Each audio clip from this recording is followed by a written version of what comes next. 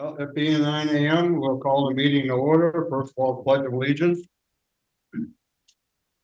I pledge allegiance to the flag of the United States of America, to the republic for which it stands,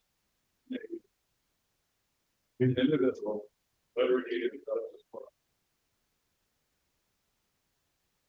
all. Okay.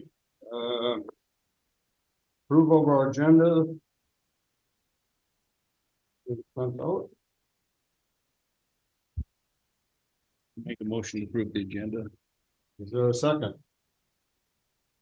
Second. Discussion.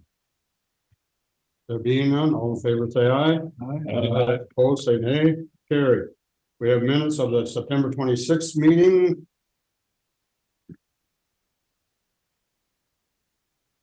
Move to approve. I'll second it. For the discussion. There being none, all in favor say aye. Opposed say nay. Carried. Next is public comment. Anybody wishing to address the board, public comment, audience or on screen? Audience on screen. I can just introduce myself. Yes, yes, new Argus. So I'm Rose Corbeck, and I'm the new editor at the Alden Arts. Okay. Welcome. Thank Okay. Person. I should just probably point out that people who are on Zoom, if you could mute yourself, that way you could unmute yourself if you wanted to have a public comment. There you go. So the lower right is that, 450 number. do they want to make a comment? Should identify themselves anyways. Yeah. Who, Who's 450-9847. Identify for record, please. Yvonne Krogstad. okay? Thank Thank you, Yvonne. would you mute yourself, please? Okay, no public comment. We have a 9:05 public hearing, so we can work on the consent agenda. This is the items here. It's hiring Patricia Crawl as a casual employee as the Sheriff's Department Transport Officer at $18.53 per hour. Changing employment status of Deputy Sheriff Lucas English from probationary to regular effective 10/10/2023. Those are the two on the consent agenda. I'll make a motion to approve the consent agenda. I'll second it. Further discussion? Being none, all in favor say aye. Aye. Opposed say nay. Carried. Next is action item. Initiate a competitive search for a 1.0 FTE case aid worker B22. John and Tess. I believe this is the one that we tabled from last meeting. Yes, Commissioner, it is. Okay. And my only comment is that nothing has changed in the needs of the department since this group has come before this body previously in numerous discussions with regards to the eligibility workers unit and the needs of that unit. And I've had several conversations with both John and Karen, and if anything, the needs seem to be more consistent with consistent demands. There hasn't been any changes moving the other direction. So with that, I'll turn it over to John. I think that's accurate. I sent out an email to you guys just kind of outlining this isn't an increase in their number of FTEs at all. It's directly related to the internal move that you approved for Kristen Klug last week to move from this position, this case aid position, to an open eligibility position. So the realities of the unwinding of pandemic era waivers for our healthcare programs continues to be a significant challenge, not just for us, but for every county. And quite honestly, many states. We could go into a few more details if you would like to hear about that, but suffice to say, this is the area of public health and human services that has the greatest demands right now. Not unlike public health was at the beginning of the pandemic. And the only other thing I'd like to add is just a reminder that these two positions do support all of public health and human services. They're located at the front desk, so they're greeting people, answering all of the phones, directing traffic. They process all of the mail and that type of thing. So it's not just directly related to the income maintenance. They support us the greatest. And that causes us to be able to allow reimbursement for their wages as well. But it's not that they're just supporting my team and 14, they're supporting the 52 staff that are in our agency. The The two way I cases. understand The it two is- cases. My understanding is that this is not an additional person, it's a replacement.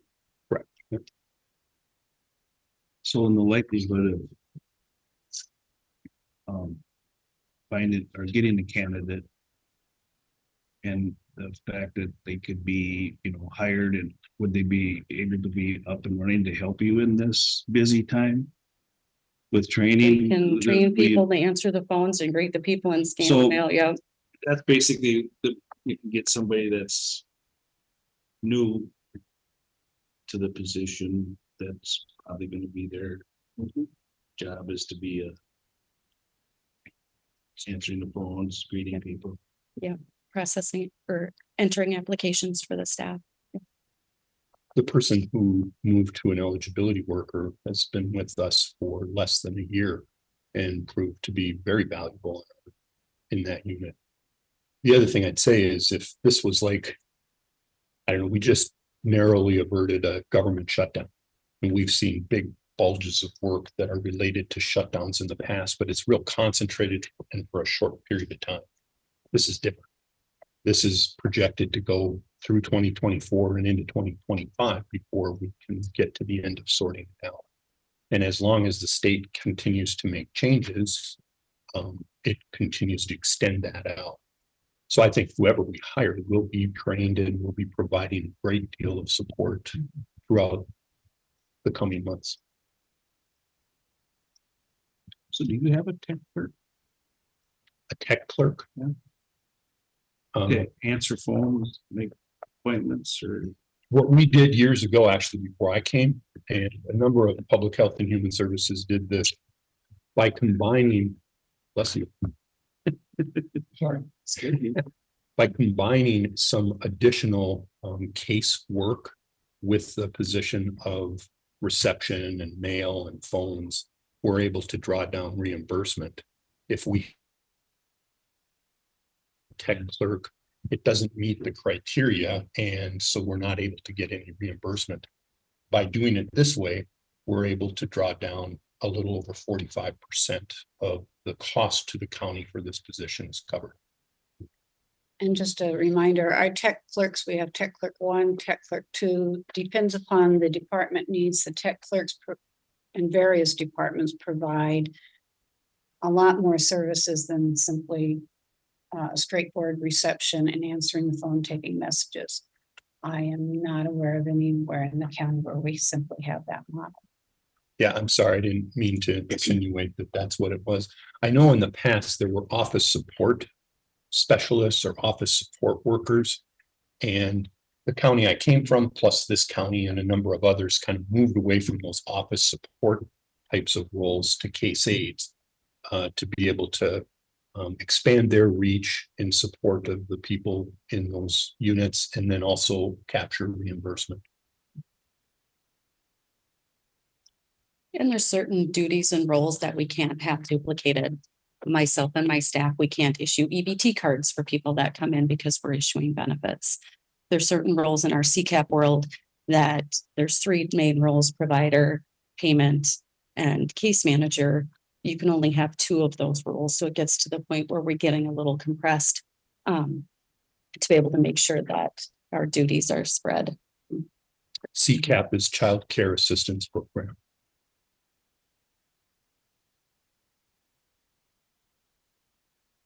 Are we done? Any other questions? I'll make a motion to approve the initiation of a competitive search for a 1 full-time employee, case AB 22. Motion made, is there a second? Is there a second? I'll second it. Further discussion? All in favor, say aye. Aye. Opposed, say nay. Nay. We need to do a roll call then. I'm trying- District one, Yes. District two. District three, Yes. District four, Yes. District five. Nope. It being 9:10, Thank you, Commissioner. Thank you. we will close the regular meeting and open a public hearing. Reference to the Minnesota statute 394.26 to consider adopting a no wake zone by ordinance. To hear it. At this time, anybody wishing to, well, come forward here and we will open it up for any discussion or request. Yeah. By anybody in the room, anybody on screen, wish to comment about the no wake zone ordinance. It takes on from the West Channel Bridge, Highway 6114, north to the junction of South Shore Acres Road, North Shore Acres Road. Kind of how it's, The junction with the main channel back to the main. yeah, right, back to that north of Gunderson. This has been worked on for some time. Has gone through the planning commission. We're at the point here of public hearing. Anybody wish to comment on screen? Anybody wish to comment? If you need to do so, you need to unmute. Does not appear anything in the same. Any question or discussion by the board? Okay, When was, did we ever get a cost on what the buoys and all that was gonna cost? Did Yep. we ever get one? go ahead, Mike. Yeah, it's the quote we got from Jesse Wymiller Marine was $3,664. And it would be annually about $900, $450 in the spring to install and $450 in the fall to take out. So that's the estimated cost. We also have a request for a bid from Brennan. The odds are it's probably gonna be quite a bit higher. But we haven't heard from them yet, so. I have talked with some people and they have been very happy with this person. We haven't locked in any prices or anything like that, so. Okay. There being no public comment, we'll close the public hearing and resume our regular meeting of the board. We need a motion to, I suppose we should. Never motion to do all of it. Yeah, who wants to move that we came into public hearing? So Second. We went into public hearing. That's 9:10. Need a motion to come out of public hearing at we should vote on the first motion. Yeah. Right. All in favor of going to public hearing? Aye. Aye. Bender. We announced it, I guess. It's okay now that we got it open officially. We want to reiterate what we just discussed. You know, you brought up the cost. Yeah, the cost is $3,664.32 is the estimate from Jesse Wymiller of And then you Wymiller want- Marine. You want to reiterate what how much of the wake there is, I mean. Right. The no wake zone is 5 miles per hour or less, and it will be from Sportsman's Landing to basically where the Black River and the La Crosse River come back together. So it's approximately a mile in terms of what that distance is. It's based on mile markers on the river is where the settings are. it will be 100 foot from the ordinary high water line out into the water. And his current bid is assuming 4 buoys as for what would be located in the water. So, Are you actually talking? oh, sorry. The total cost, The total estimated cost is $3,664 here. That's an extra time. Keep it.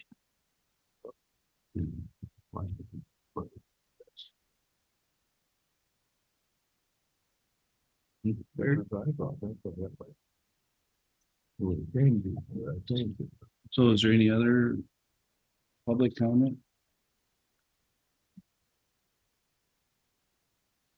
Yes.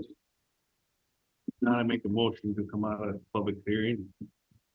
Motion come out of public hearing at 9:15. Is there a second? Second. Discussion, all in favor, say aye. Aye. We resume our regular meeting. Or motion to go into regular meeting. We need that. We need a motion to come to the regular meeting, we just came out of, we're in regular, we went out. We just went out, so we're still, all right, we make sure we're cover all the bases. Hey, we are back into regular meeting. Going on to number 2 action item here. Can we do 3 first? Because we're on that one. We can, you with the jump. Yeah, it's up to you guys. Number 3 is consider adopting ordinance for no wake zone near the west channel. Near the west channel of the Mississippi on the Highway 6114 bridge to the north end of Gunderson Island, main channel.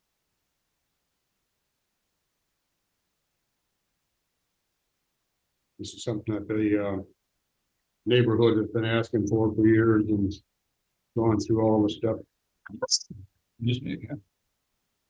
So I just had a question on, earlier, Martin, you emailed me a question of whether we needed a public hearing, but you showed a highlighted area where no land owned or leased by the federal or state government shall be subject to official controls of the county.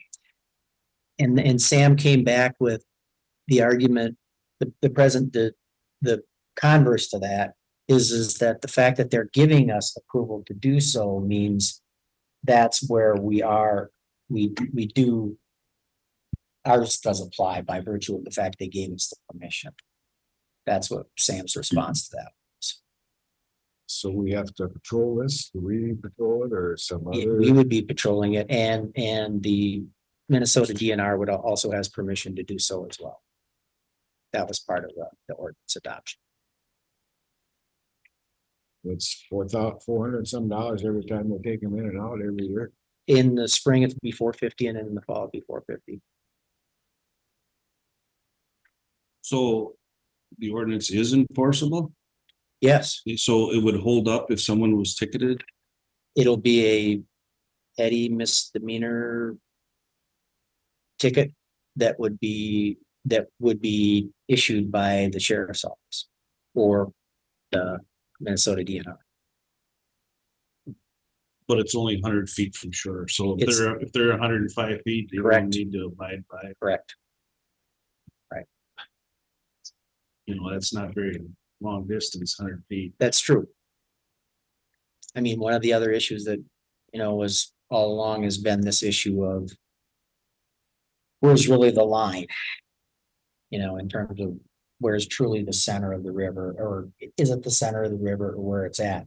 But the 100 feet for sure is on the Minnesota side. Martin, was the concern more of the wake or the speed of the boats?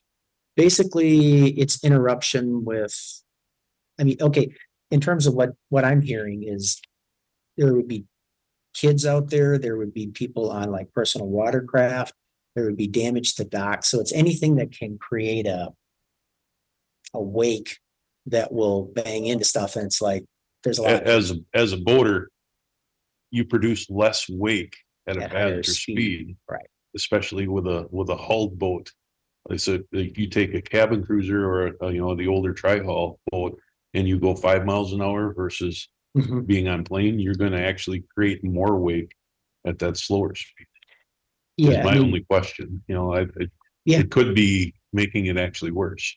well, I mean, the language is basically what's been used on the river in terms of that's how they've been defining, so. And then my only other question is I had someone ask me, are we gonna do the same thing for Harbor Lights down in Brownsville?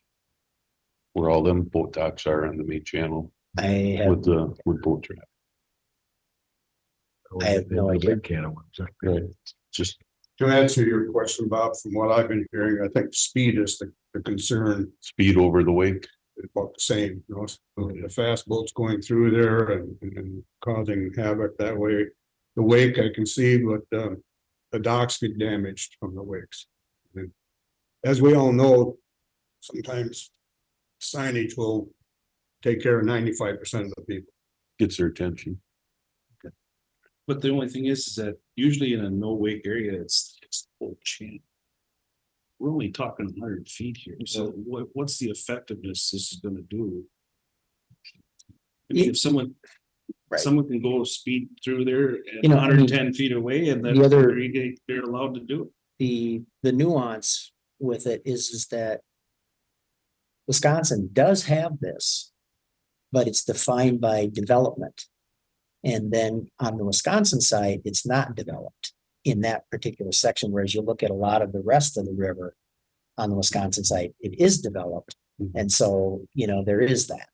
Wisconsin has their no wake buoys by where they built the fancy duplex type homes. And Where the the, exactly, only other area to be developed would be the far end where Gunderson Island home is. and that's probably not gonna happen there. You got the main channel to deal with. Although they do have out in the main channel from Cass Street Bridge north to the junction of Black River and no wake zone. Right. Yeah, And that's on the main channel. That's, both sides. yeah. right. And then the thing too, just south, like you commented there on the west channel, south of the 6114 bridge. About 1,000 feet south of where we're talking. La Crosse has no wake there, so it'd be. In a way, a continuance of what they've done over there, and the nice thing for them is that they own that little island there, that's Mosquito Island, whatever they call it there, but. Across from the Holiday Inn Lanes property, so. Do you know are they gonna work with county highway or are they gonna work with the sheriff's office, or who's gonna store these The buoys, buoys and how many are there? this current estimate is 4, and talking with Brian Swedberg, he liked the idea of at least 4, with the idea that you could see, you'd always be in visual sight of one as you're going through the area. In terms of, I'm halfway thinking this contract would be that the person would store them, but we haven't gotten to that level yet, so. It's gonna be pretty big and clumsy. Well, actually, I mean, they're not small, but I mean, it's the cable part, you know, And the way, there's still some parts to it, and they're deceptive in the sense that you don't see much above the water, but there's still more to it, so. Yeah. So we gotta patrol this 100 feet too. Sounds like a lot of expense for 100 feet. Which, I guess the 100 feet was a compromise. It was. Better word. See, that's what I have a problem with, this is, it's only 100 feet, we're not. It's really, so what are we trying to, what are we really accomplishing? We're getting the signs out on the river is what we're getting. the wave's gonna grow and continue to the shore to shore. I mean, it would be more effective if it was the whole channel. Oh, and that's where, I mean, that's where the argument, you know, started with the whole premise of, can we claim the channel and can we reach across and can, you know, and the back and forth and that part of it. And then, you know. Well, we obviously couldn't come to agreement with Right. the other side to do the whole channel, so we Correct. just did our own little 100 foot from shore deal. Third suggestion, I guess. Right. Robert, The people along Shore Acres asked for this, Mhm. the protection for their families. Perspective that you don't have any fast boats close to shore where the kids are playing, where you're on the docks, and I understand what you said about wakes and the big boats. Some of the people talking about wakes coming through and knocking their kids down on the dock as a wave rolled in underneath the dock. One of the comments made earlier. So it's a safety thing as far as they're concerned. We're moving it 100 feet from shore. So it's an agreement that allows the bass tournament people to still go with speed 100 feet from shore. Not to worry about the kids that are horsing around by their docks and whatnot. It's like you said, Bob, the wakes from those really fast boats really isn't that big. It's the speed of the boat next to shore. If somebody's coming out with a personal flotation device or whatever, they don't have to worry about somebody coming by lickety split close to shore. The wave of the big boat at 100 feet, the big boats make a wave. There aren't that many big boats that go through there. They're all main channel boats. So the big boats aren't going to be too much of an issue unless they're owned by people that live along there. So I don't think big boats, it's a big issue. There's big boats. I know it, but not those big cabin cruisers, you don't see that many of them going through rivers, green dams and whatnot. They got to deal with them. But it's a safety issue as far as the people that live there, as far as protection of the shoreline to a degree. And that's what the whole compromise was, is that Exactly. they still want to get the safety aspect of it for that 100 feet. Do the buoys are gonna say 100 foot then? They will have a 100-foot marker on. So we're Well, hoping they don't read I that. assume, are they gonna be, Don't have to slow down. are they gonna be anchored at the Mhm. 100-foot mark? Yeah. So they're gonna be right out in the middle there. They'll be GPS. And then there'll be a cement anchor. And then they go up. They're about 800-900 pound anchors. Yeah, no, I that get are set. But they're gonna be jog 100 foot along the Following. shores, and there's gonna have these buoys out there in the middle of the bit of the, It might have a little jog to it, but yeah, from the map there, you can see. it's a fairly straight shoreline. Fairly straight. Well, these people should have known that when they bought their houses, so I mean, they had to deal with something sometimes. I mean, it's just like everybody else, when you buy something, you deal with what happens. But we got faster in later years. And the Some of bass- this has been there, houses have been there for 40 years. The bass boats have gotten bigger. And they're still gonna be speeding through past 100 feet. Yep. So that's my issue, is that it's really what, this isn't really accomplishing too much. Well, as Bob alluded to, the idea that they could get some signage out. And the majority of people will adhere to it. Like I say, just south of the bridge there, Lacrosse has signs up already, or buoys up already. See The your whole- continuation. The of- whole channel, for the whole channel. Well, they got the buoys right in the middle, I guess, I don't know what, I'd have to get out there and read one. But No, but I mean, but there are no wake is for their whole channel. correct, Yeah. because they own the island. Down in Bullhead Bay south of Wildcat, there's a string of about 35 boathouses. Swift Creek runs through there, and that's not a no wake zone. But the boathouse owners put out their own slow no wake. And Advisory. my family has a boathouse down there that my father owns, and I'd say 99% of the people abide by it. And they put it out in themselves, they take it in themselves. So question in that regard, Is it enforceable? No. it's not. Question about the same thing as far as West Channel, but the West Channel is a shortcut for bass fishermen to get from one side of the main channel past La Crosse city or county, no wake zone on the main channel up north. Bullhead Bay, is that a shortcut area that they can bypass It's the main channel to get back to the main channel? probably one of the best bass fishing areas around. If you go up and down that to Shellhorn, so the bass boats are definitely using them. In the bays. But they slow down because they see that. That's not, so the buoys do their job. So I see, you know, I see both sides there, but they are putting them out themselves and whatnot. I mean, I think it's a good idea safety wise, and we don't want to see anyone get hurt, but we're also looking at our budgets, trying to save $1,000 here and there, and he's coming in with that low estimate. What's he gonna be next year? It'd be nice to see I a don't know. longer contract, because I know what Brennan will charge, and I know what Cooley Region Docks will charge, because I've worked with them on other areas. I have noticed that some of the docks along there in that private area, they do have a slow down, no wait, kind of, you know, everybody kind of puts that up along. So there is signage they have. Lawrence Lake is the same way where my dock is. We put them in and out. Yeah. The harbor people put them in and out, and there's no ordinance up there either. But the buoys. will They help. be- They help. They help, I agree with it. And then this way here, there'll be some enforcement.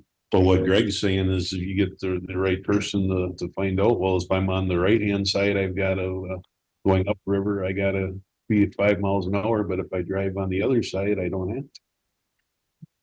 That's the whole idea. Right. But the waves will be the same size, Not a way to shrink as they grow. not that narrow of a chain. Yeah, I think That's I too think narrow. the waves shrink to a degree. It'll settle between that 110 mark to the shore and some, everything helps.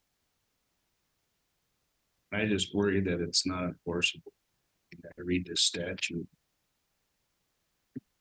It specifically says shall be no official controls. That'd be ridiculous, I think. You know, if somebody gets a ticket, they can take that to court, fight it and win. Who's that letter from? The, It was from Martin, an email. And, Yeah, what- he highlighted the section on the statute 473-121. No land owned or leased by the federal or state government shall be subject to official controls of the county. that's in the context of what that was about is I like to develop the whole situation. And so, you know, in asking Sam about that, it's just like, okay, you know, like part of that's in like comp plans and regulation and oversight, other activities. And Sam's response back was the fact that the state of Minnesota is giving us the permission creates our ability to do enforcement. That was what Sam's response was to exactly the question. The Highline people are wanting to make sure that their land isn't affected. This is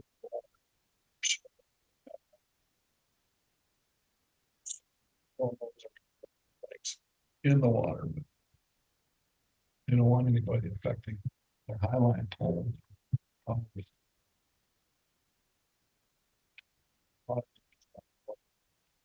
My opinion. Okay, Can you put a no speed zone up at my place so that dust doesn't come flying in? Talk to the township. Yeah, I'll have to pay for chloride. So people, number of people along Shore Acres have asked for this over the years. They look at it as a safety point of view within that 100. They would like it on the whole channel. Yes, branch. right.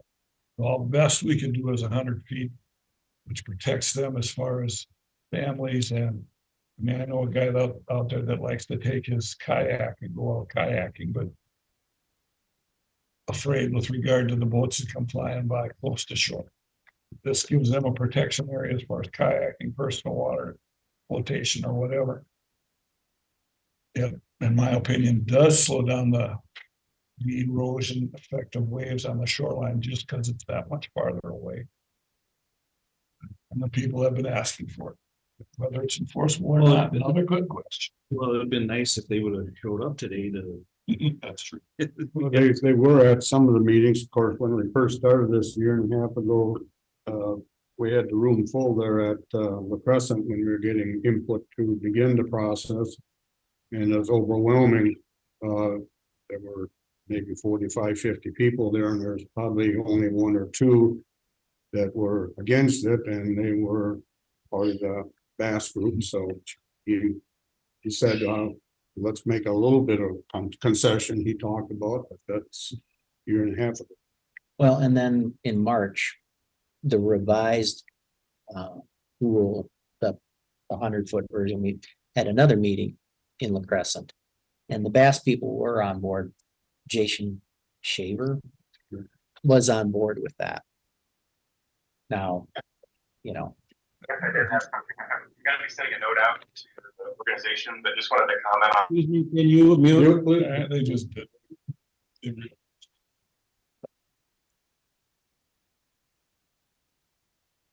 Okay, I guess it's a yes or no as far as that's concerned. but there's a lot of interest in like the health and safety of the folks there. They just like to enjoy the river. They want to be able to sit on the dock without being floated off, thrown off or whatever. And that's most of us realize. You see a sign, 95% of people will hear that sign, be it a speed sign or a no wake sign. And we have the sheriff department and DNR able to do something. They're not gonna sit there every day, but you don't see a trooper every day sitting on Highway 44. Possibility of them being there, especially during heavy times with trying to alleviate the problems that these people are enduring over the years. Okay. So. Further discussion. Well, I appreciate all that, Dewey, what you just said. I get the public safety aspect. Concerns, and we get that. My only issue is that it's not the whole bay, not the whole thing, because it's really not. People can go outside that buoy any speed they want, and what's the point? To me, so. And then there's the cost factor as well, so. Well, then pretty soon they're gonna want it down the river farther too, who knows? Could open up a big can of worms, might not open up nothing. But With what Greg said there, 100 feet is not that far distance. No, And I've been on the river my whole life. I mean, some of And the the waves waves- actually do get bigger as they go away from your boat, and then they get smaller over a distance, and it's a lot further distance than 100 feet. As far as making a wave go, you can make a wave at 5 miles an hour with your bow up much bigger than that bass boat's gonna go making a wave. Common sense for these bass boat people, I think, is stay away from the docks, and there's nothing wrong with putting some of their own. You can go on Overton's, you can go on the internet, you can buy a lot of these smaller, slow, no wake, caution buoys and put out. Have the homeowners done any of that in the past themselves? The ones that have young kids swimming and et cetera. I mean, it's really no different than the people that have the boat docks at Harbor Lights down in Brownsville. It's no different than the boathouse people in Lawrence Lake Bay and Bullhead Bay. There's no ordinance down there that the county has, and they kind of police. If it was the whole channel, it would make a little bit of a difference, but 100 feet, I think I just don't see due diligence there in spending that money Well, myself. and I agree. I mean, you think about. Some of these docks that people have, they're 20, 30 feet out there. Correct. So then you're talking what, 70 feet from that, My walkway is 22 or 23 feet. And then you throw on a 30-foot dock, I'm already 50 feet from the shoreline. But I would think too, down at Bullhead Bay is not as crowded with people flying through there. Bullhead Bay is people who are locals who halfway know it. maybe Swift Creek runs right to the main channel doing it. You can drive in and out and make a circle. And they do it on jet skis all the time. But there's not a public boat landing. Sure, there is. South end of where Swift Creek comes out, you're within 150 yards of the south end of Wildcat Park.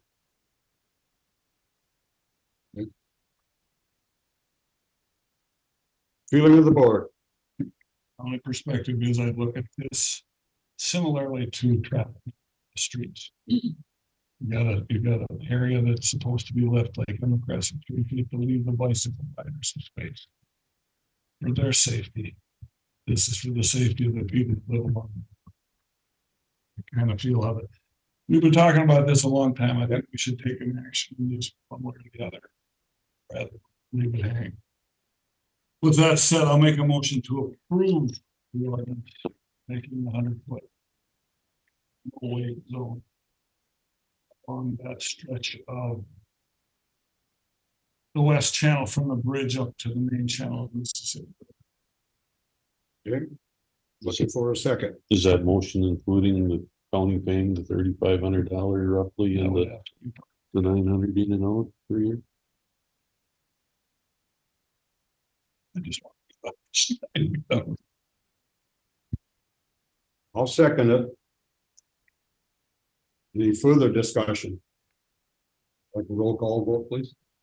District 1, Yes.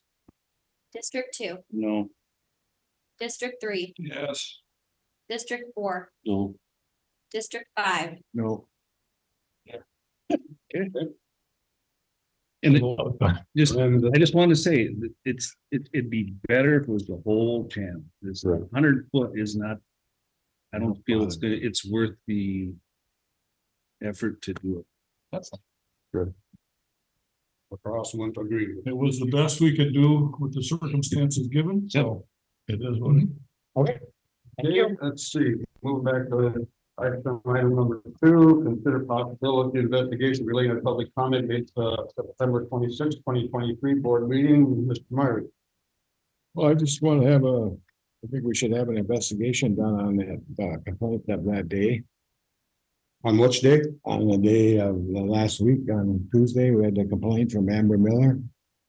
I just think it would be fair to all parties if we did an investigation. Investigating what? Her claim, her complaint, What? her complaint. That in her opinion, the hiring process wasn't done properly. Yeah, I guess that's what you would take of it, yes. Well, is that right or not? From what I can see, she's said there was something wrong with the way the hiring process went. So. I haven't talked to her, so I don't know much about. it. well, we all got, Got emails and stuff. yeah, we got emails and plus we've got this whole thing that she gave us Yeah. last week. And it's an official complaint from what I understand. Well, the hiring process was committee. And we had some discussion. Yes, my discussion or my comments were not what was wanted, but we had a discussion. The corporation was hired or contracted. A unanimous vote. I find it kind of see it unusual that we go 6 months before we have concern about the hiring process that was done back in April. Is it a distraction from, what's going to happen when the end of the year report comes in? I don't know. It just seems the timing was unusual. What's gonna become of the end of the year report? What are you referring to? Well, like when the camping season is done, manager will report to the committee how it went, what was going on, different steps. So that's the one that we usually have at the end of the year. And you feel that this complaint was brought on because they're afraid of what the end of the season report's gonna be, or? Well, there was, I asked the question, was the credit card thing taken care of us, what's in the contract? I asked a question about the bonding. Questions weren't answered. So, I mean, it just seems like that's all it is. I mean, if there's gonna be investigation, investigate everybody on our committee then too. Well, I mean, That's gonna be.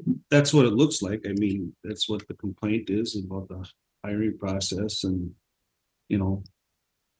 we've all gotten Sam's email on the situation where he's saying that he's been really swamped and busy because he's gonna be short-staffed here for a while, so I think it'd be, in all fairness, to do this right, we should hire somebody from outside the county to conduct investigation of the process, and that's what's being asked of, and I think that's what we should try to do. Is that a motion? Well, We'll get- just for discussion here, Well, the thing is that then the scoring, I guess that was brought up, that's how the scoring was done. Did everybody fill out a score sheet? Was there not a score sheet for each candidate? I got all four of my candidates, I had written out and I had the numbers, I had a total at the end of each candidate and it was all tallied in, so did everybody on the committee do a report? Great. Well, I sat through it that day. I seen what all happened. Know, in my opinion, what happened. But I would like to have an investigation to confirm what I think. Because what I seen that day, I'm not gonna say any more unless I'm in closed doors. That's my comment for today. It's, in all fairness, we should do investigation. Somebody that's not involved with anything with any of our HI or our lawyers. We get a complete stranger to come in and do this. And then everybody's on a fair table.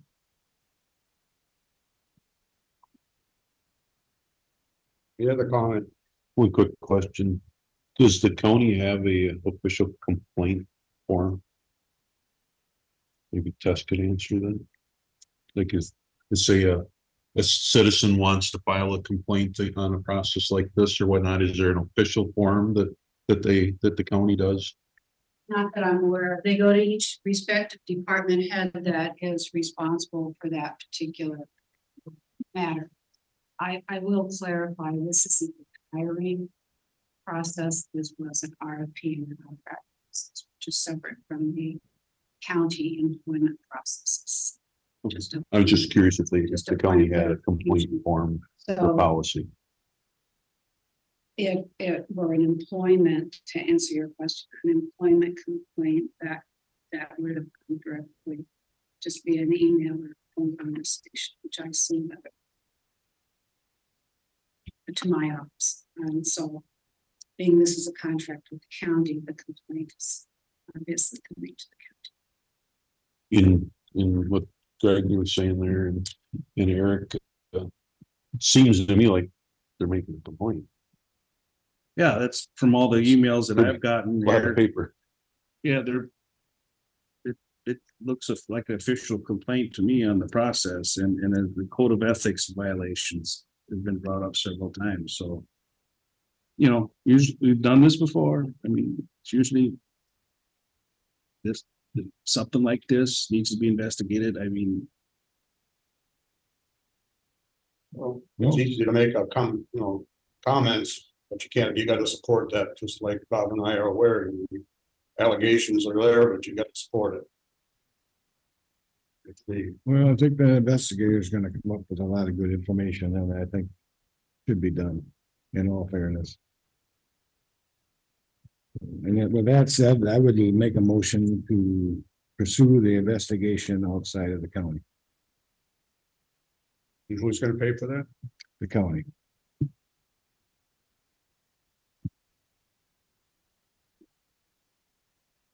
Motion made. I'll second that. And just to clarify, it'll be done, handled outside the county. We could approach another county. And I wasn't involved in the process, but you know, as a board, we could, you know, somebody from as a vice chair, see as how you were involved in the process, I could help facilitate the investigation. Someone, an interested party that could do this from outside the county. That's good. So Sam contacts and finds somebody to do the investigation from another county. Well, Sam's kind of in on this too, so we should. Everybody's in on this, so who's gonna find the outside vendor? Right there, the vice president. I guess I look at it from a point of view that part of this equates to why did it take so long? How come? Well, see, no, we're Yeah. trying to I- I- conduct the It's investigation. my opinion as far as why is this investigation being called for? I personally. The end result got taken care of. It just took longer than some people think it should. It's like, I'm not gonna say. Well, I mean, It's discussion we've, time. we've all read this, and it's pulled from all the minutes. In all the meetings. And I was. Through the board meetings and stuff, and. I even felt this whole thing was an ugly process. It wasn't our finest hour. So. Let's have somebody from the outside look at this and give us some, maybe there was, nothing wrong, or maybe there's some things we need to do. Let's have someone outside the realm here, look at this and give us their insight. With what Greg's saying there, then it puts it to rest, when someone makes an accusation. Right. And They it's have to being, look at it and put it to rest. right, and it's being asked of us, and we should take this seriously and consider it and have somebody from outside look at this. So you're gonna do the hiring I will, or Make Sam some- I will- recommend somebody? I mean, he's not gonna be involved in doing the investigation, Well, but he can find somebody. I mean, that does this type of work. Well, there's a lot of people out there, and it wouldn't be hard to find.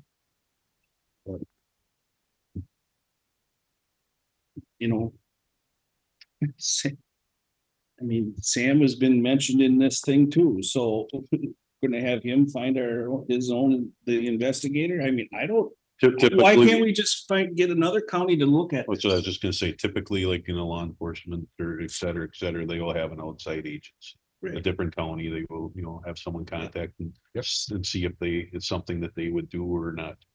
We could contact Fillmore County or Winona County or Mower County or So whatever. why don't you and Bob be the head of this? Which Bob? Bob, so. Robert and Bob. Well, that'd be fine. I mean, we weren't involved in the hiring process in the beginning, so I think that would be fair if you would be willing, Bob, to help. Well, you were involved when you made the vote. I mean, the recommendation came from the committee. Right, but We all this made is, a vote. we're talking about the process. Yeah, because a lot of things weren't done in a timely manner. If I recall back then, so, in fact, first of all, some of the things in there are taken out of context. Second of all, when there's requests for certain things like the LLC and so on, we had to wait. And if you recall, the day we did the vote, we didn't have all the stuff in line because it hadn't been delivered. But I mean, they're blaming us, but there was also some things, shortcomings on the other side too, so. There's a lot of stuff that was happened that day, so I think we should we're not gonna be the people to decide this, so. And what you're saying there, Eric, we wouldn't be the ones investigating. No. We, And something like this, you would have to have an outside agency. Right. Chosen, and they take the ball. from it. Right. And as far as choosing an outside agency, it's just gotta be someone that's a neutral, uninvolved agency. Right. Which I'm sure Winona County, Fillmore County has investigators that could do that, and a county attorney, and I mean, would just- Sam had submitted in his email that he's gonna be swamped here and he won't have time to do it. He doesn't even have time to process the data requests, for everyone, so.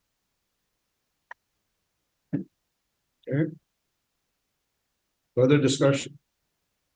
A motion made and seconded to enter into an investigation. Fire roll, please. District 1, Abstain. District 2, Yes. District 3, No, District 4, yes. District 5. Yes. And that completes the action items. Moving on to reports. Greg, you want to start down there? Yeah, we had a hearing there last Thursday for zoning. We passed one and we tabled another one. The one in the present was the one that we tabled due to the reason that the present township had not talked about it or even knew. Well, I don't think they knew about it, but they hadn't had a chance to have a meeting and discuss it. So that one got tabled. And I received a check from Nick Wishite to rent for the airport. So that's all taken care of.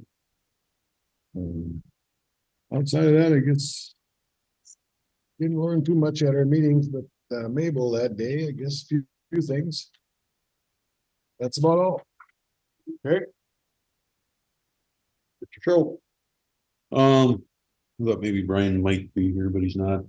He did email Dewey and I about the Crescent cities looking at the safe to school route, and they had some meetings on it and are looking at the possibility of changing their speed limits in town to 25 miles per hour, and had some question about the county road because it runs in conjunction with South 7th Street, Elm Street, and South 3rd Street.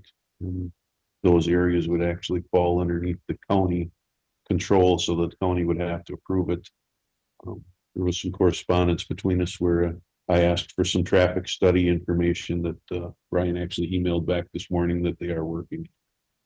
So I'm assuming there's going to be more to come. Oh, there he is. Perfect. Hello, Brian. Yeah. Oh, good morning, commissioners.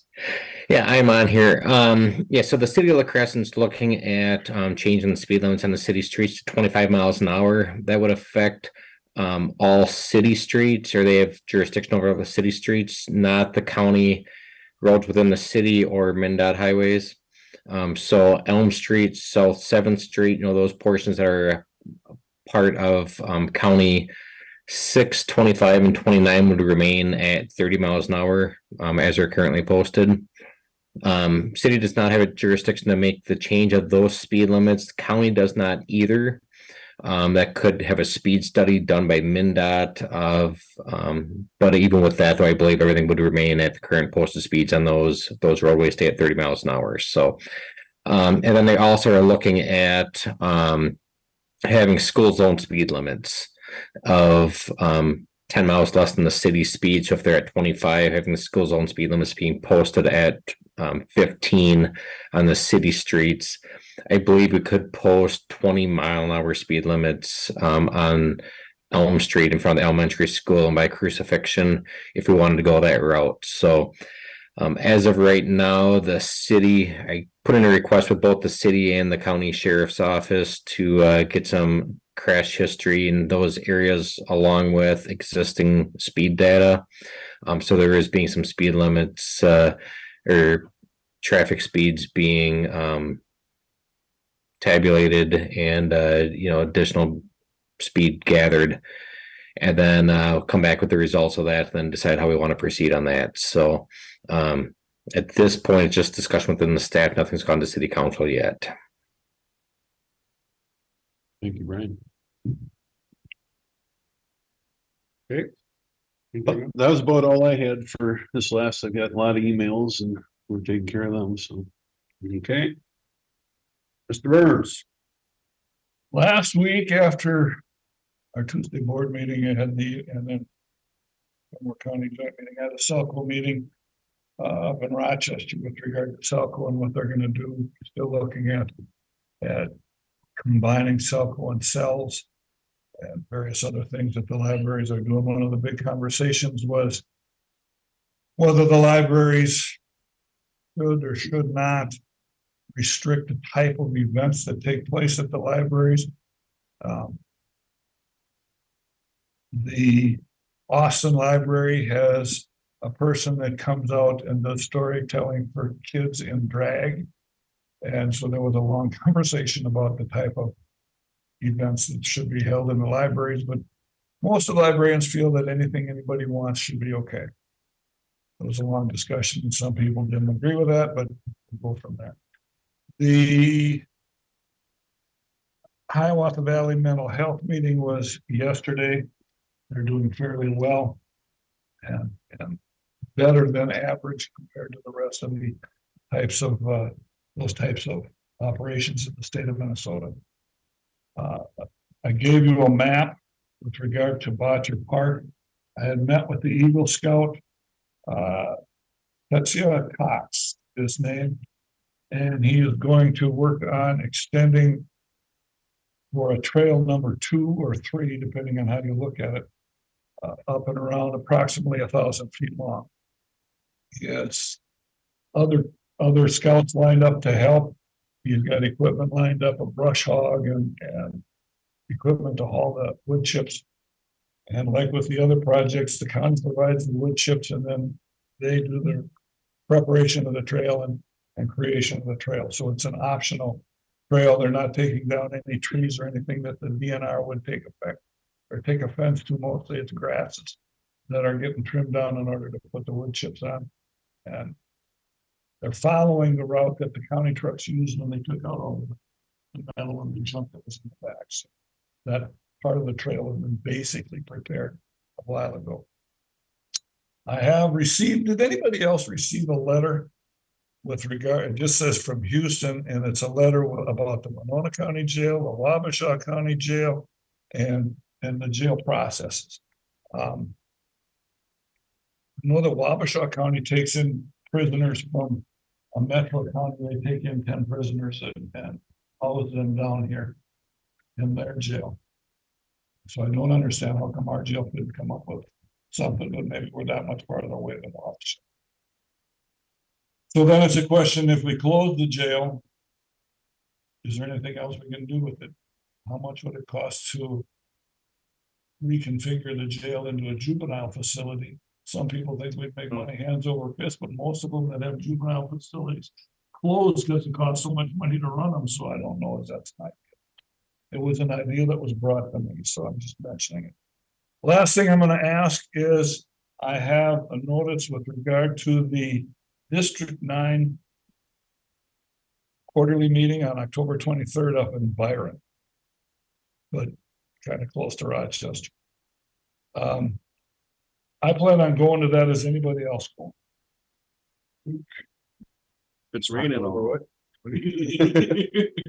October 23rd it was. October 23rd. That's day is that? It's on a Monday. Monday? 8 o'clock in Byron at Oxbow Park. So you go through Byron and Oxbow on the other side. What time are we usually done with those? Because I got department head meeting that afternoon. It should be done about noon according to their flyer.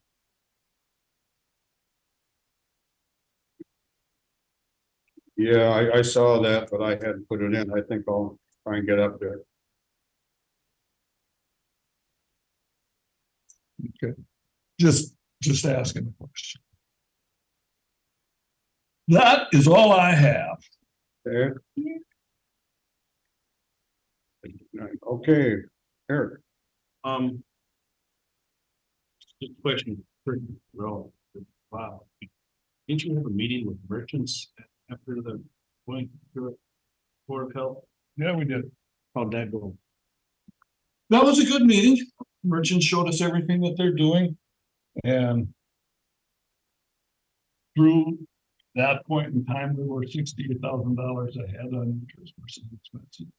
So conceivably, we'll end up with upwards of $100,000 in revenue by having merchants and doing, the sweeps and the interest that we're getting on money. Quite a bit more than we were. Yeah, They look great for real good. it's doing well that way. Everybody seems to be happy and Carol brought up a couple of things that were going to be corrected. Otherwise, Carol, are we happy with that? Okay. So I was just curious because I know you mentioned you were going. yeah, I forgot to mention. Yeah, sorry. Well, you got, it was good news. Yeah. Forgot to mention something because there was no problems. Well, I was at the joint Board of Health too, and I couldn't help but, see what Fillmore County is doing when it comes to addressing the cannabis situation down the road and how much further they're ahead on getting ordinances in place. And I think we need to get on the bandwagon there and go along the same lines. We got to get before this all becomes. We gotta get our ducks in a row here before it's all becomes a full-fledged, business here. So, Mhm. Believe there's a public hearing coming up for the planning commission here later this month. yeah, on the public use of it. Yeah. Yeah. It- You're talking about sales. Well, yeah, what Fillmore County was, they weren't addressing the public part of it yet, because there were some changes coming down the road, so.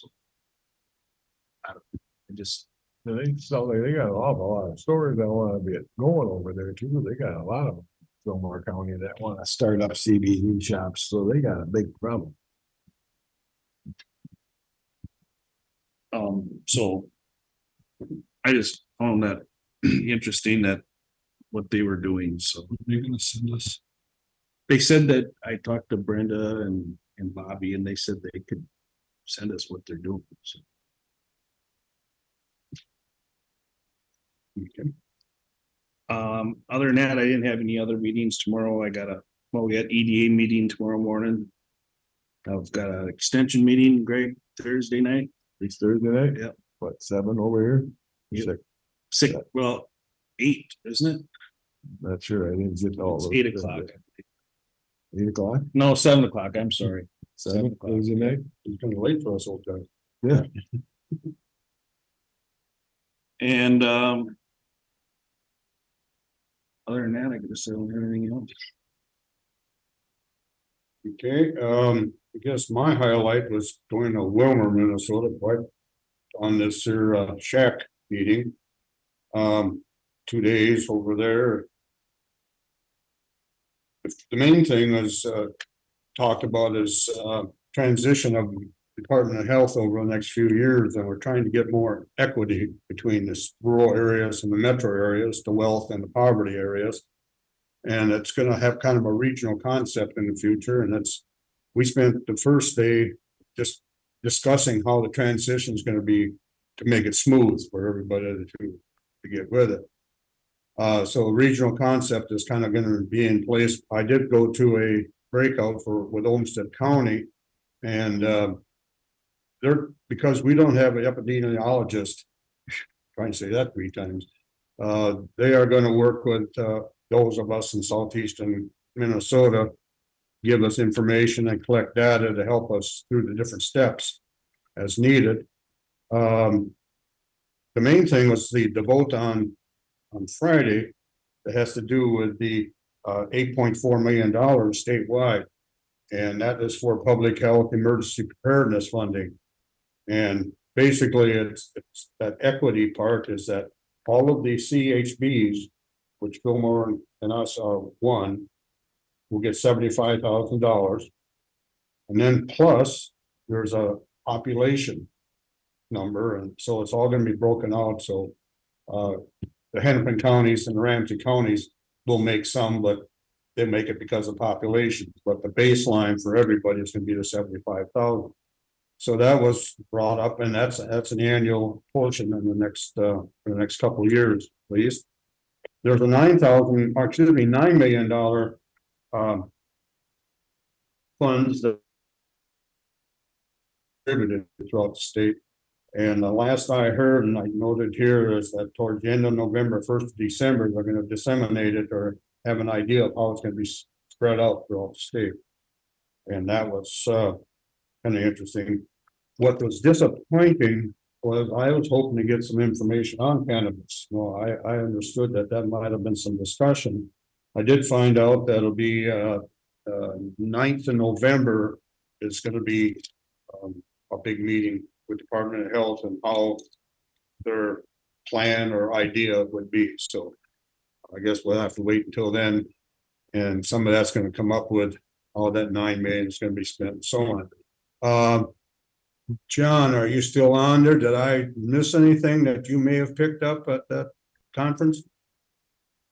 I think you did a good job of summarizing. The 9 million is for what they're terming foundational responsibilities. So it's part of what Dewey was talking about and looking at making transforming Minnesota Department of Health and public health in Minnesota.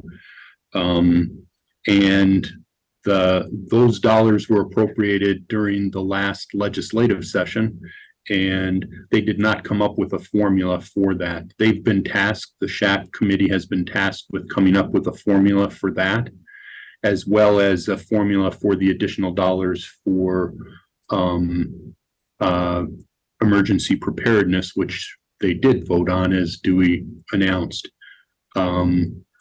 As far as cannabis, the legislature also allocated $10 million across the state for local public health to address public health education related to cannabis. That formula has not been discussed, or I have not heard anything on that, but that will be forthcoming as well. If you recall from discussions from our budget, those were the three big things that were big unknowns in the public health side of our budget, that we don't know what the money will be, and we don't know exactly what the responsibilities will be. So that's a big part of what this meeting was about for the emergency preparedness, and then to give further details on the work that is being done around foundational responsibilities for local public health. Thank you. So John. Yeah. I got a question, John. So when you talk about the 9 million, I mean, so is the state legislature's goal is to transform public health? Is that what they're saying? Well, what they're really talking about is historically, public health has been very client driven. So like you have a caseload of people who receive WIC. You have a caseload of people who are receiving family home visiting. You have a caseload of individuals who you're doing maternal and child health or child and teen checkups on. The work they're talking about is more population based, things that have to do with disease prevention, environmental health, epidemiology, those kinds of things. And so part of what we're looking at is that there'll be more dollars that'll be coming to each county through the CHBs. Since we're a 2-county CHB, we'll need to divide that. But we're also looking at certain things, you know, I think Dewey made a good point in pointing out the Olmsted project for data. It doesn't make a lot of sense for us to try and hire a 0.1 epidemiologist where we can share that work. And quite honestly, some of that stuff we share with the Minnesota Department of Health. So a lot of it is still in the process of being made, but the dollars have been allocated in a broad sense. The allocations to each of those community health boards has not been established, nor have the responsibilities or the strings that are tied to it. So again, 3 different pots of money, one for expanding emergency preparedness. They did vote on that. It is a base of $75,000 to each CHB, plus additional dollars for population, plus additional dollars for multi-county CHBs. So we'll see a little bit extra for that. They're hoping to have those figures out in the next month or so, and that'll give us an idea of what that money is. But still somewhat unclear in what they're looking for us to do with those dollars. And then the 9 million for foundational responsibilities and 10 million across the state for public health education related to cannabis. That 10 million across the state for education of cannabis. Do you see that something where we're gonna have to hire more people to?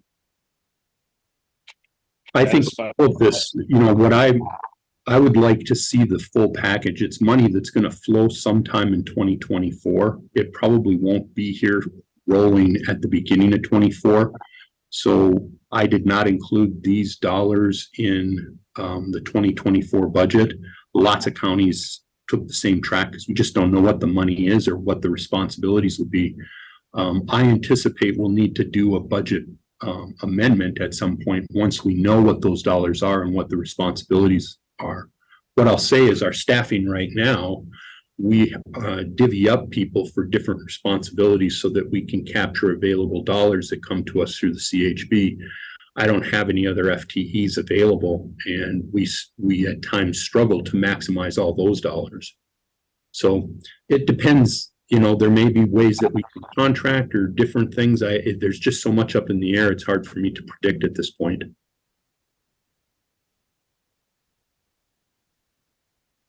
All right, thank you. Thank you. Thank you. And that was it for mine. Just that meeting and Well, just, I don't know if you guys must have got the email from AMC. And they're gonna have they got a thing about sample cannabis ordinances for Minnesota counties. So I just wanted to point that out to you guys that what the AMC had emailed out.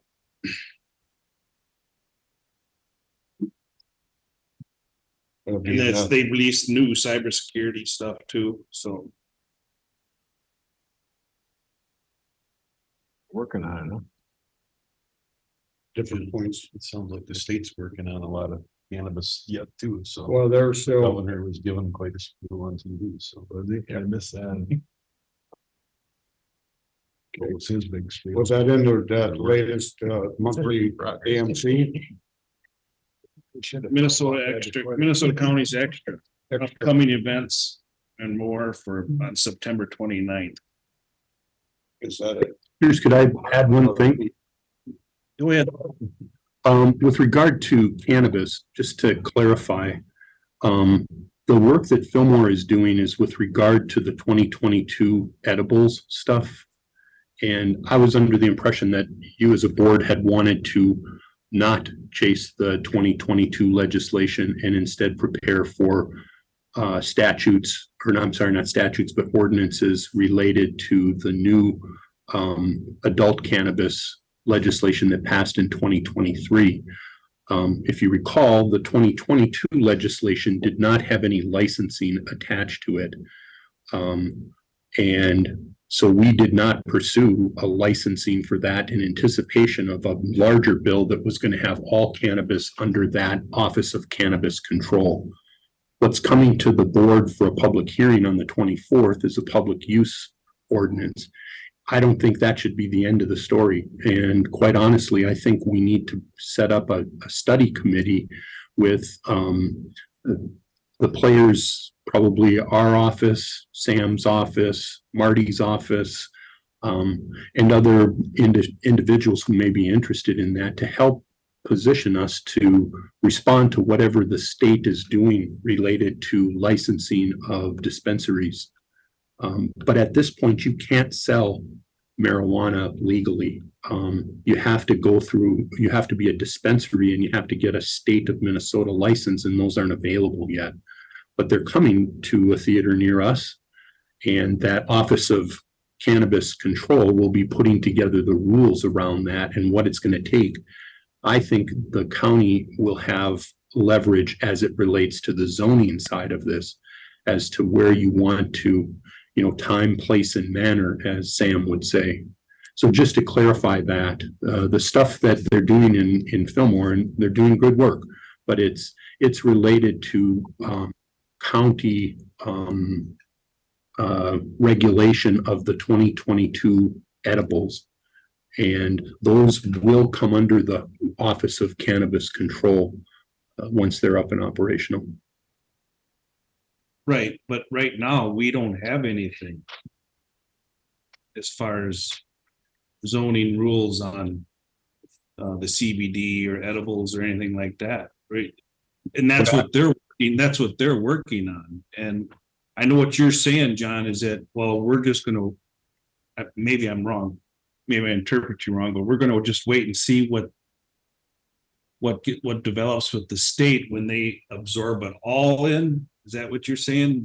That was my understanding, is that was the will of the board, that to go back and try and figure out how to locally regulate the edible marketplace that has already started, knowing that that's going to be regulated under the Office of Cannabis Control.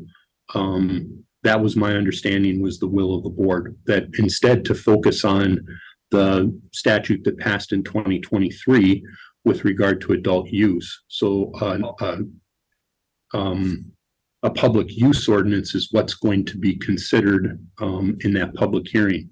Fillmore doesn't have a public use ordinance yet. I think they're considering it, but their stuff is focused on local regulation of the edible industry. And again, my thought was the will of the board was that since those businesses have already gotten up and going, we weren't going to go back and try and address that locally, knowing that the state office was going to regulate all of those establishments through the Office of Cannabis Control. But in the meantime, John, there's more and more businesses starting up and we still don't have anything. I think that why Fillmore County is doing this is because they're getting interested people that wanted to start up these businesses. So they need to have their ordinances in line and their zoning in line to make sure they can regulate it somewhat.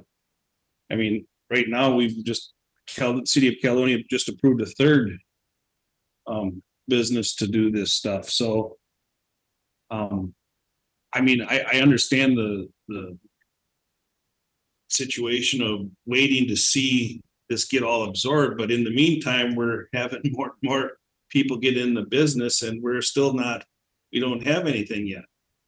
You know what I'm saying? Yeah, I understand exactly what you're saying. I'm just, what I'm pointing out is my understanding was the will of the board was to focus on 2023 legislation going forward and not to try and put together ordinances and things that would regulate the 2022 edible related legislation. If there's a change in the will of the board, then I guess you guys got to put that to a vote and we'd go forward with that. I get what you're saying. I do think a study committee looking at this too, to say, how do we position the county to best manage this going forward? There's a lot of unanswered questions as far as jurisdictions between cities and counties, townships, and what is the county's role in that? I don't know all that. That's stuff that I think we need to defer to Sam on from a legal perspective. But I understand what you're saying. And it's really kind of the frustration we've had since day one with this, that there was no restrictions, there were no licensing things put in place when the 2022 edibles were passed. And so it's a right that Minnesota citizens have to sell that. It isn't restricted by state law. It will be restricted, as I understand, with licensing regulations that will come as part of this new Office of Cannabis Control. So this 1 per 12,500 people, that really ain't in effect yet, is it?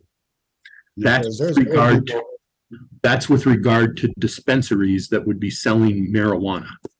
So adult use marijuana, there are no dispensaries in the state other than tribal areas that have a different structure based on treaties and the like. But there are no places in Minnesota that have Minnesota state approved dispensaries yet. And those in the legislation, the idea was they didn't want counties to put ordinances in place that kept this and established essentially dry counties. That's what the 12.5 is about. But how that interacts with city ordinances and county ordinances, I don't know. I don't have a good answer for that. So John, if it's not legal to sell cannabis right now, but it's legal to own and possess and consume it, where's that coming from? Red Lake. Growing it too. You can grow it too. You can grow your own up to 8 plants. You can have, I don't know. Is that stamped? So do you know where that's coming from? Yeah, I don't know. I mean, that's a very good question. It seems odd that you can use something, you can possess something that you can't purchase. But so you call that a gray market? Is that what you'd call that? Or I'm sorry, say again. You'd call that a gray market, or?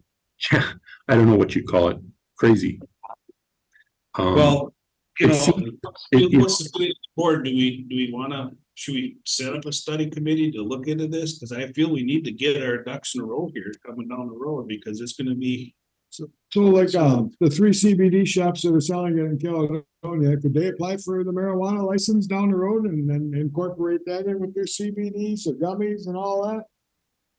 I think that anybody can apply for a license, but locally you'll be able to have certain restrictions around zoning, time, manner, place.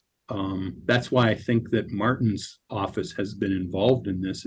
It's a matter of the county's reach in citing places like this, like any other business.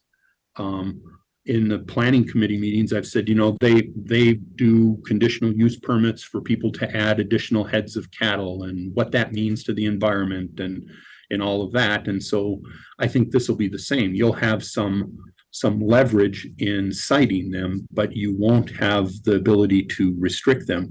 The other big question, Greg, is how you can say 12.5, but how does that factor in with city ordinances?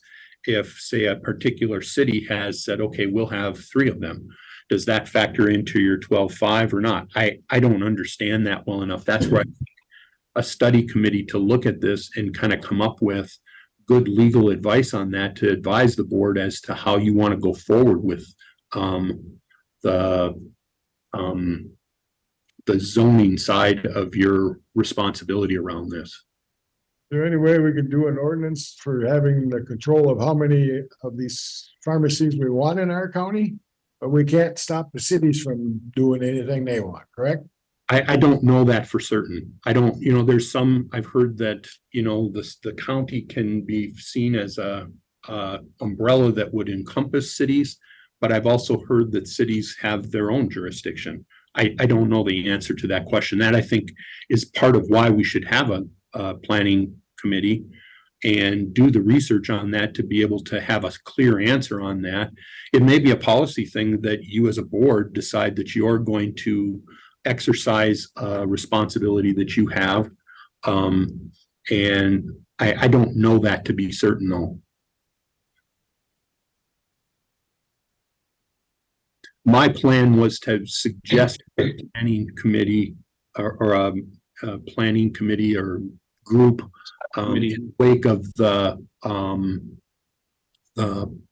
public hearing on the 24th. But, we can move forward sooner than that. There's no need to wait until then.